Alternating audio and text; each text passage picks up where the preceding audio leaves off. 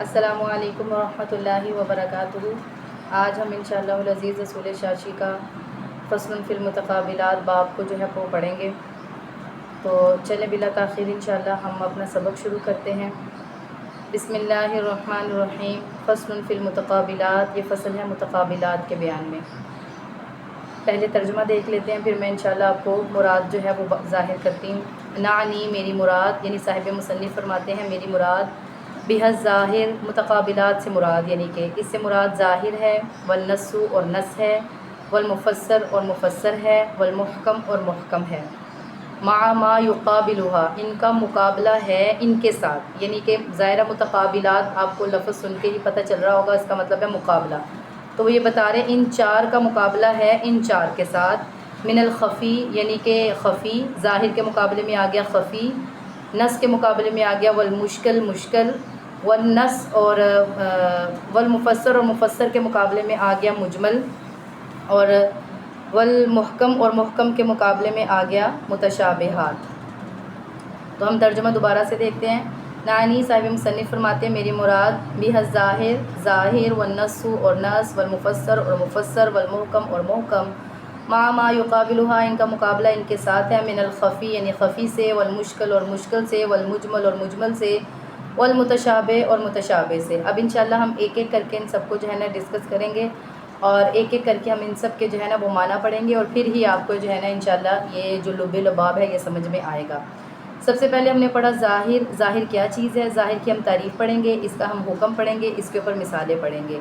تو دیکھیں سب سے پہلے ظاہر کی تعریف، فظاہر، پس ظاہر اسم ایسا لفظ ہے، لکل کلام ہر کلام میں، ظاہر المراد بھی جس کی مراد ظاہر ہوتی ہے، للسامع بنفس السامع نفس سامع کے سننے سے، من غیر تأمل بغیر کسی غور و فکر کے۔ ظاہر کی کیا تعریف ہوئی؟ بھئی ظاہر کی تعریف یہ ہو گئی، یہ ایسا کلام ہے کہ جیسے ہی آپ اس کو سنتے ہیں، سننے سے ہی آپ کو جو ہے نا وہ بات سمجھ میں آ جاتی ہے کہ وہ کیا ہے، اس میں کسی قسم کی غور و فکر کی ضرورت نہیں پڑتی، کوئی پریشانی نہیں ہوتی، ٹھیک ہے؟ یہ تو ہو گئی ظاہر کی تعریف۔ والنص اور نص، نص کیا ہے؟ ما سیق الکلام لاجلہ، جس کے ذریعے سے کلام چلایا جاتا ہے، یعنی وہ نص آتی ہے تو بعد میں اس کے ذریعے سے کلام آگے چلتا ہے، ٹھیک ہے؟ نص ما سیق الکلام لاجلہ، یعنی جس کو کلام کو جو ہے نا اس کی حد تک چلایا جاتا ہے، اس کو نص کہتے ہیں۔ اچھا، وہ مثالہ فی قولہ تعالی، اب ہم مثال پڑھیں گے جس کے اندر ہم نص اور ظاہر کو جو ہے نا واضح کریں گے۔ اور مثالہ، اس کی مثال فی قولہ تعالی، اللہ رب العزت کے قول میں کہ وَأَحَلَّ اللَّهُ الْبَيْعَ وَحَرَّمَ الرِّبَا، کہ اللہ نے بے کو حلال کیا اور ربا یعنی سود کو حرام کیا۔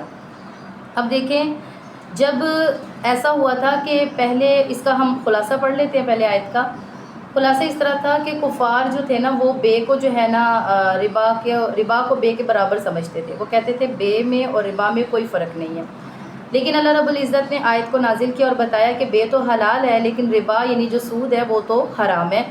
تو پس آیت جو ہے نا سیقۃ البیان تفرقہ، اس کے ذریعے سے بیان کو چلایا گیا ہے تفرقہ، جدائی میں، یعنی آیت آئی تو اس نے بتایا کہ بے حلال اور ربا حرام، یعنی بے اور چیز ہے اور ربا اور چیز ہے، دونوں میں جو جدائی آ گئی تو یہ آیت نے بتایا، اور آیت نص جو ہوتی ہے وہ آیت ہوتی ہے، حدیث ہوتی ہے۔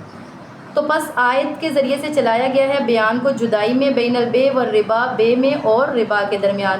رد لما ادعا الکفار، اس سے رد ہوا ہے کفار کے دعوے کا، من التسویہ بینہما، جو کہ انہوں نے بے اور ربا کے درمیان برابری کا کیا تھا، حیث قالوا، اس طور پر کہ انہوں نے کہا تھا انما البیع مثل الربا، کہ بے شک جو بے ہے وہ ربا کی مثل ہے، وقد علم، تحقیق جان لے کہ احل اللہ بیع، کہ بے حلال ہے اور ربا حرام ہے، نفس سامع سے۔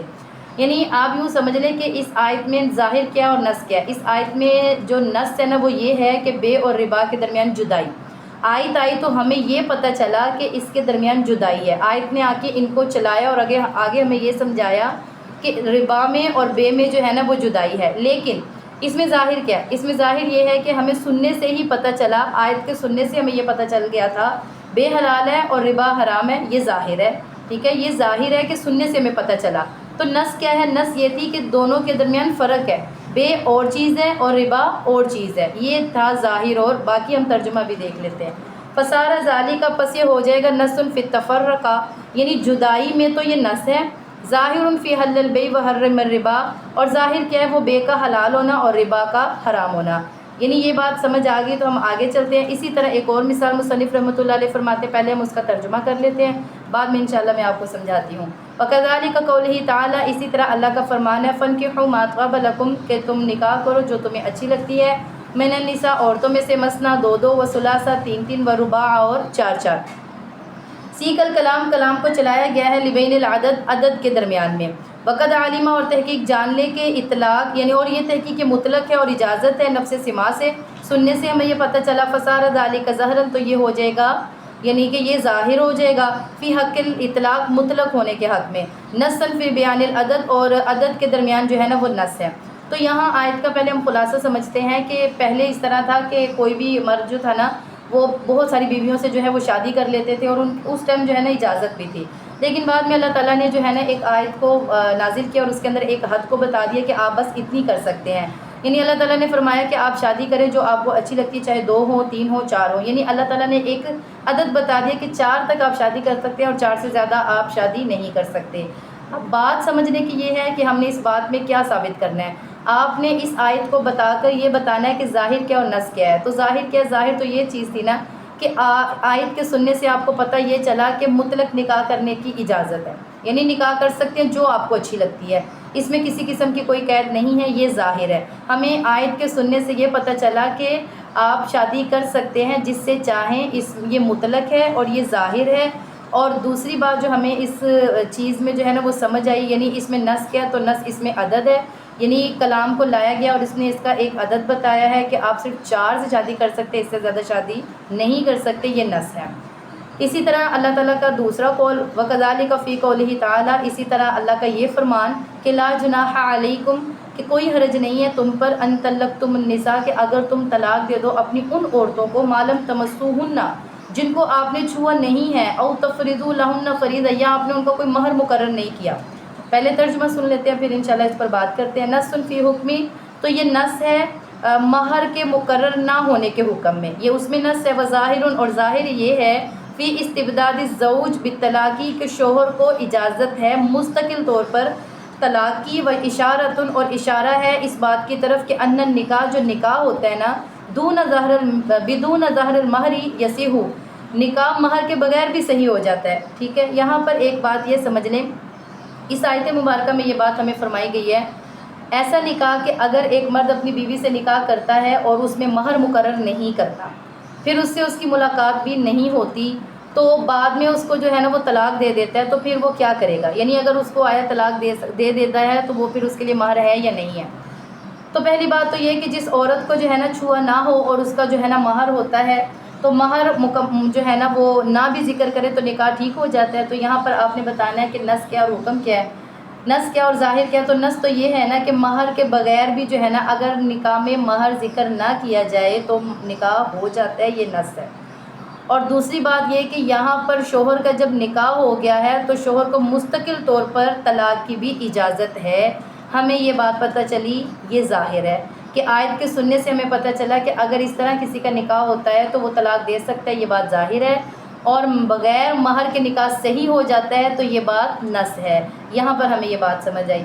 ایک اور مسئلہ یہاں پر بتایا گیا، وَكَذَلِكَ قَوْلِهِ علیہ السلام، اسی طرح نبی کریم صلی اللہ علیہ وسلم کا فرمان ہے، مَن مَلَكَ ذَا رَحِمٍ مَحْرَمٍ، کہ جو مالک ہوتا ہے نا اپنے قریبی رشتہ دار کا، محرم رشتہ دار کا، تو عتق علیہ، وہ آزاد ہو جاتا ہے، یعنی اس کا جو محرم رشتہ دار ہے۔ نص فی استحقاق العتق القریب، اس میں نص کیا ہے، وہ قریبی رشتہ دار کی آزادی کا استحقاق ہے، مستحق ہونا ہے۔ اور ظاہر کیا ہے کہ وہ اس کے ملکیت کا ثبوت، یعنی کہ وظاہر فی ثبوت الملک لہ، اور ظاہر یہ ہے کہ اس کے لیے ملکیت ثابت ہوئی ہے۔ اب یہاں پر کیا بات سمجھنے کی ہے، اس حدیث مبارکہ میں فرمایا گیا کہ جو انسان اپنے قریبی رشتہ دار کا مالک ہوتا ہے، یعنی اس کی ملکیت میں جو ہے نا اس کا کوئی قریبی رشتہ دار آ جاتا ہے تو وہ آزاد ہو جائے گا۔